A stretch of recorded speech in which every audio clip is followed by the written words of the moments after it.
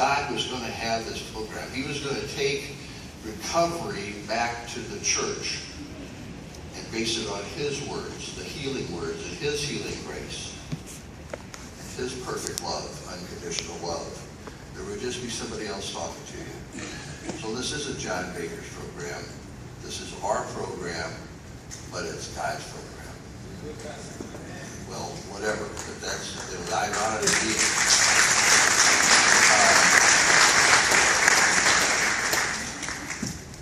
But just think today, we gave a Saturday up, some of you come give it a couple of days to get here, a day to get here and a day to get back tomorrow.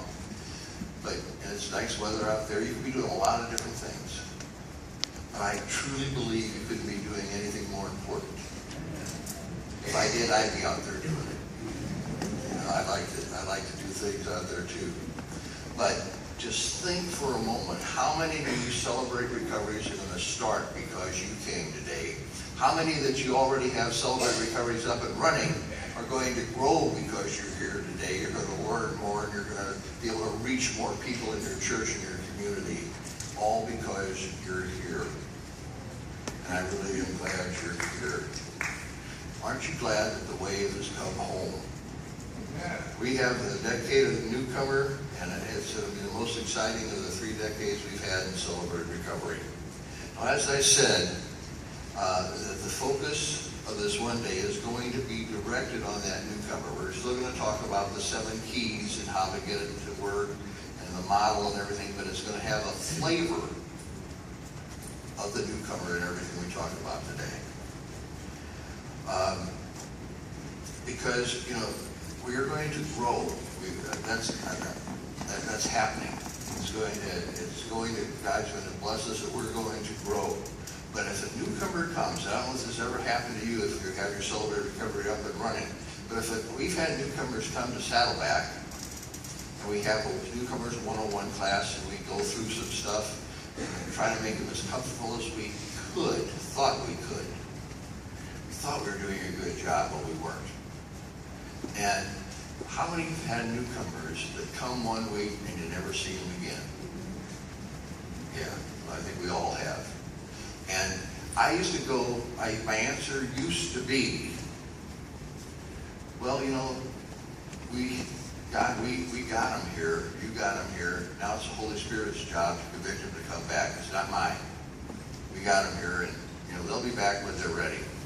Well, there's some truth to that. But there's also a lot more truth on what we can do, the environment we can set to keep that newcomer wanting to come back that next week. And that's what we're going to be focused on.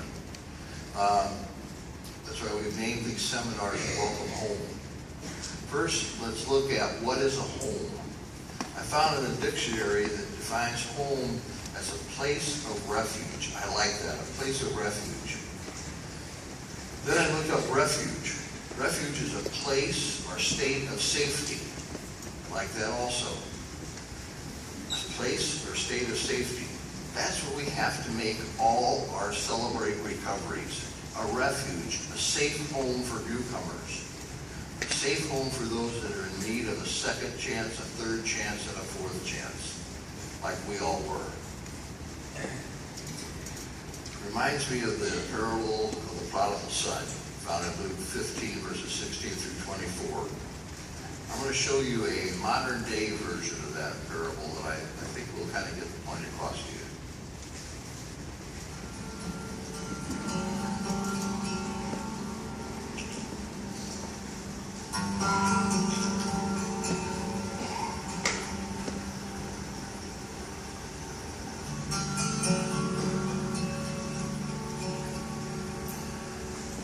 I can relate.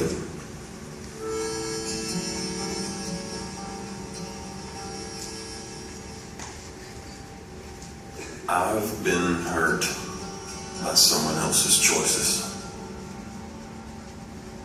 Let me tell you a story.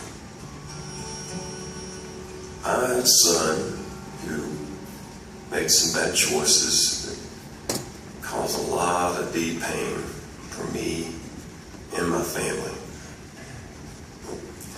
We had arguments, just like anybody else, but drastically changed one day. He wanted his inheritance money. Said he was leaving home to start over and find himself.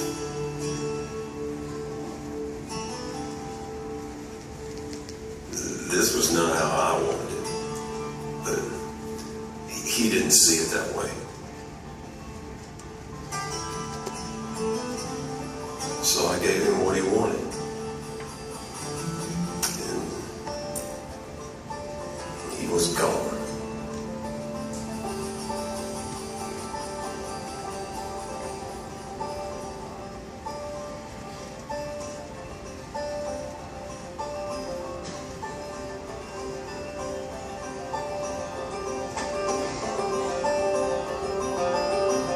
It was like I lost him.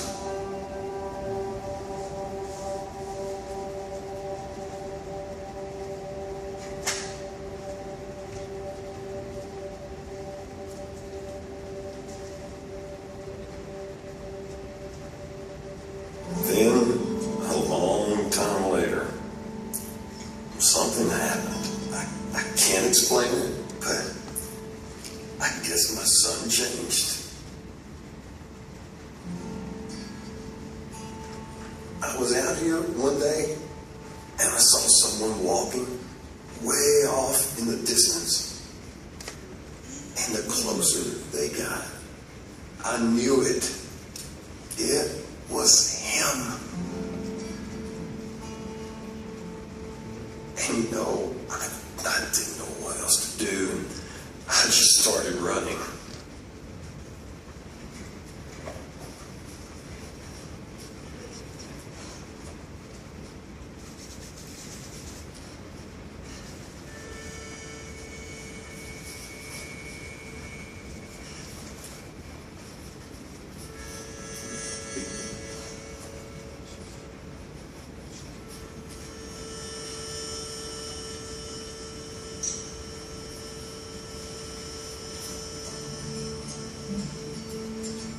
You know what's more amazing? God did the same thing for me and for you.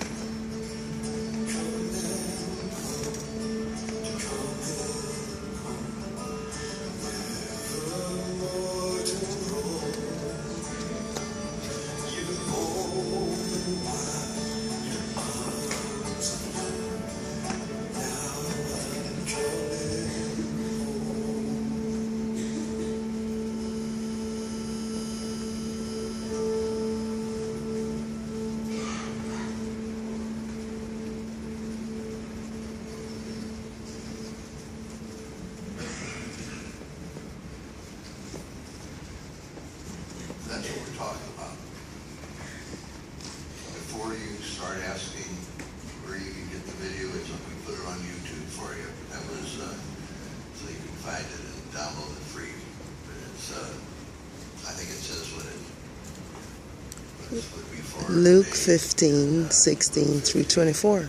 That ends, those verses end, Father said, we must celebrate with a feast, for the son of mine was dead and now has returned to life.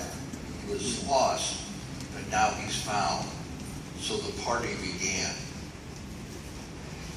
In Psalms 5:11, this is what I want our newcomers to feel after they attend your Celebrate Recovery meeting for the first time.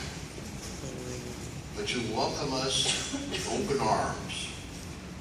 This is Psalms 5:11. Welcome us with open arms when we run for recover to you. Let the party last all night. Stand guard over our celebration. You are a famous God for welcoming God seekers. And God seekers who are after to come home, not to us, but to Him. Let's look how we can begin to make each of our Celebrate Recoveries a refuge for newcomers by our first acrostic. Now, how many of you, again, have Celebrate Recoveries up and running? All right. You happen to know that I like acrostics. So why not start out with one today? And this is a new one. This is home. The H stands for healthy. Again, we want to create a home for newcomers. We want a healthy home. if your Celebrate Recovery is going to attract newcomers to come back, the first thing it has to be is healthy. Healthy. A place that they can take refuge in and want to get well and free from their hurts, their hangups, and habits. John 5:6, when Jesus saw him lying there, learned that he had been in this condition for a long time, he asked him, do you want to get well? Do you want to get well? Is your Celebrate Recovery a place where newcomers will come and say, yes, I want to get well? How many of us came from unhealthy homes? Homes of chaos and dysfunction that ruled. Homes that are in our denial. We grew to behavior and believing that it was normal dysfunction. Do you know that from your parents you inherited some of their strength and you inherited some of their weaknesses? You inherited many of their positive traits, but also you inherited some of their negative traits. You inherited some physical defects as well as some emotional defects. This explains our predisposition towards certain problems. However, and this is the key part, however, this predisposition doesn't give us an excuse to act out inappropriately. We're still responsible for our own behavior and our own choices. We're still responsible for our own behavior and our own choices. For instance, you may have a tendency towards a hot temper, but that doesn't give you an excuse to go up and punch somebody because your dad had a hot temper. We are each responsible for our own choices and own behaviors.